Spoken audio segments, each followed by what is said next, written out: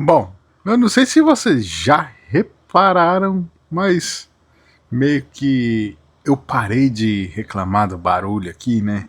Quando eu vou gravar os vídeos. Não sei se vocês já repararam isso. Eu agora, antes de começar a gravar esse vídeo aqui, eu tava pensando isso, né? O quanto que eu parei de reclamar por isso, né? Provavelmente deve ser porque eu me acostumei. Eu acabei me acostumando e vai ser desse jeito mesmo e fazer o que, né? Não tem que gravar para vocês aqui, então eu vou gravar dessa forma mesmo, que eu acredito que é a forma que vai ser mais legal de ter conversas com vocês aqui. Bom, o vídeo de hoje eu quero falar sobre um assunto, cara, que eu sinceramente eu fiquei empolgado depois que eu terminei de ler um livro aqui, que o nome do livro se chama O Almanaque de Naval Ravikant. Grava aí, O Almanaque de Naval Ravikant. É assim que se fala, tá? E eu terminei de ler, ao terminar de ler esse livro, né, eu tenho estudado assim. Vou mostrar para vocês, ó, como é que eu estudo os livros, né? Eu vou anotando, cara. Eu vou, principalmente conforme surgem. Eu li ali uma situação, né, uma citação, né, algo que o autor escreveu ali. Eu tento fazer uma breve transcrição do que eu entendi e qual que é o sentimento que eu tive com aquele ponto ali que o autor traz, né? É um bom livro, é uma visão de uma um tanto quanto interessante sobre o mundo, inclusive eu estou indicando para todos meus amigos aqui, para que gostam, né, desses livros que são escritos por pessoas bem-sucedidas, né, e por aí vai. Eu tenho indicado, realmente é um legal. Eu não queria me aprofundar muito ao livro, eu queria ir aprofundar o tópico aqui, né? Porque ele trata sobre riqueza, tá? Várias outras coisas aqui, mas tem uma parte aqui muito interessante que ele fala sobre felicidade. E eu anotei algumas coisas que ele disse aqui sobre felicidade, e eu gostaria, e como eu anotei, eu quero tentar falar por cima qual é o sentimento, né, o meu ponto de vista sobre o que ele disse aqui, sobre felicidade. E é engraçado quando você tem uma... Igual, eu tinha uma visão particular sobre o que é felicidade. Né? Eu sempre acreditei que felicidade era escolha, que você escolhia ser feliz independente da situação que você está, até em situações ruins e tal. Eu acredito que até nos piores momentos é você quem define como você vai lidar com as coisas, logo você escolhe a felicidade. Ser feliz. Logo eu entendo que ser feliz é uma escolha, você escolhe. E aqui é engraçado que no livro ele traz o conceito de felicidade e ele vai por esse caminho que eu falei, né, que você pode escolher, além de você escolher ser feliz, você desenvolver a felicidade. Isso daqui que eu achei interessante e é o que eu quero trazer aqui pro vídeo, né, para conversar com vocês, né? Então você, a partir da escolha, eu escolhi ser feliz, você desenvolve a felicidade. Não sei se faz sentido isso para você, mas cara, a hora que eu tava lendo ali fez muito sentido e eu falei, vou compartilhar aqui com vocês. Realmente, eu acho que parte do processo é eu gostar de estar conversando aqui com vocês, né? E compartilhar exatamente isso daqui. Bom, esse então, o assunto é felicidade e como eu anotei de maneira não linear, né? Então, às vezes tem grandes chances de eu acabar repetindo as coisas aqui, acabar meio embaralhando, mas vamos ver onde é que a gente vai chegar com esse vídeo aqui sobre felicidade, né? Eu anotei algumas coisas aqui. Então, a primeira coisa que eu anotei é isso, né? Que ele prega que você pode aprender, né? Desenvolver a felicidade. Então ele fala, aprenda a ser feliz. E a partir desse momento, ele nos diz que nós temos 3 escolhas na nossa vida. A partir do momento que você escolhe aprender a ser feliz, são essas as escolhas. Ou você muda, ou você aceita, ou você deixa pra lá, ou você simplesmente ignora. São 3 escolhas. É engraçado que quando a gente pensa assim, né, são 3 escolhas que estão totalmente ao nosso controle. Totalmente ao nosso controle. Isso vai muito daquilo que eu falei, né? Que a felicidade é uma escolha, e aqui complementa com a ideia de que você pode desenvolver a felicidade. Então, a opção mudar é você olhar para aquilo que não está de acordo com o que você acredita que seja certo, e você vai lá e se dispõe a mudar. Precede, é necessário a ação para que você tenha a mudança. E eu te digo, a mudança não é fácil. Às vezes você já deve ter assistido vários vídeos de outras pessoas aí, e eu sou mais um vídeo que estou falando que mudar não é fácil. E não é fácil. Ou você também pode ir pelo caminho de aceitar, simplesmente vou aceitar a situação, e é isso. Eu vou aceitar isso daqui e é isso. Aceitei e vou ser feliz assim. Aceitei, né? Isso pode acontecer, né, em situações extremas, né? Sei lá, em relacionamentos e por aí vai. Você não, às vezes, visando a felicidade, você acaba aceitando. É uma escolha sua e é isso. Eu acho que é válido também. Ou uma terceira opção também, que é simplesmente deixar pra lá. Olha, sinceramente, o deixar pra lá, aí você pode estar se perguntando, Preto, como é que você geralmente age, né? Eu geralmente, eu vou nesses 2 pontos. Eu ajo de maneira a mudar aquilo que eu consigo mudar, ou a deixar pra lá. Eu não tenho pra mim não funciona muito a aceitar. Aceitar não combina muito comigo. Agora, mudar e deixar pra lá é a minha cara. É bem o extremo contrário. E o deixar pra lá, eu entendo que seja simplesmente, quer saber, velho? Eu não tô nem aí pra isso aí, cara. Quer saber? Olha, segue sua vida. Eu tenho mais coisa pra fazer. Eu tenho. Cara, isso aqui simplesmente. Putz, às vezes acontecem situações na nossa vida que a gente precisa deixar pra lá. E agora eu entendo por conta desse livro que o deixar pra lá nada mais é do que eu escolher ser feliz, cara. Eu vou ficar carregando. Eu penso assim, né? Eu vou ficar carregando lixo pra casa, né? Vou pra rua, daí eu volto com lixo pra casa, com coisa ruim, com energia ruim, sei lá. Então, eu escolho. A partir do momento que eu escolhi ser feliz, né? Agora eu entendo que, além de ser uma escolha, você pode desenvolver isso, né? Principalmente segundo o autor aqui. Pô, eu achei isso maravilhoso, porque combina comigo, cara. E eu tenho certeza que funciona comigo da mesma forma que pode funcionar aí para você também. Aqui, nós chegamos a um ponto que é interessante, né? Ele até é bem. Ele tenta chamar a atenção, que ele fala assim, salve a si mesmo, né? O que ele quer dizer com isso aqui? Ele quer dizer que, na verdade, ele te propõe a você construir você mesmo. Você gastar uma energia, um foco em construir a si mesmo. Você se entender como pessoa, você se entender o que você gosta, o que você quer, para onde você quer ir, você construir, né? Construir a si mesmo. Você botar mais atenção ao seu interior. Entender quem que você é, que bicho que você é, cara, que pelo que você tem, que dente que você tem, cara, o que você sente, quais são as suas emoções, essas coisas. Ele fala assim, sobre isso, sobre construir a si mesmo. E aí aqui ele é bem enfático, né? Que ele diz o seguinte, quando você quer mudar, você realmente vai lá e muda. E, pra mim, eu sinto que, na verdade, a maioria das pessoas não quer mudar. Não quer mudar. Tanto que, se quisesse mudar, ia lá e realmente mudava.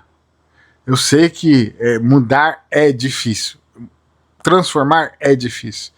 Mas quando você quer, cara, quando você quer, você fica imparável. Eu sinto isso, você fica imparável. Aqui, ó, para complementar esse ponto, ele diz aqui: o difícil não é fazer o que quer, é saber o que quer. O que significa isso aqui? Significa que você precisa gastar um tempo, ele reforça essa ideia. Você precisa gastar um tempo entendendo quem é você. O que é que te move, o que você gosta, o que você não gosta. Repito, né? Entender que bicho que você quer. Onde é que você se encontra no momento? Você se entender. Fazer a tal da autoanálise aí, né? Você com você mesmo. E aqui ele pontua, inclusive, né? Ele prega para você que para que você viva de acordo com os seus valores. Que isso daí, quanto mais você vive de acordo com os seus valores, mais você vive de encontro ao encontro com a felicidade. Então, quanto mais você vive de acordo com os seus valores, mais você vive em conjunto com a felicidade, mais perto da felicidade. E aqui ele bota também uma certa pressão para que nós tenhamos atenção, uma certa atenção ao que ele chama de juros compostos da vida, né? Que são coisas, conjunto de coisas que nós vamos acumulando ao longo da vida e conforme a maneira como nós acumulamos essas coisas é o que determina o nosso nível de felicidade e satisfação pessoal. E são esses aqui os itens que ele fala assim, você precisa acumular esses itens, que esses itens vão te gerar juros compostos. São eles: dinheiro, relacionamentos, amor, saúde, atividades e hábitos.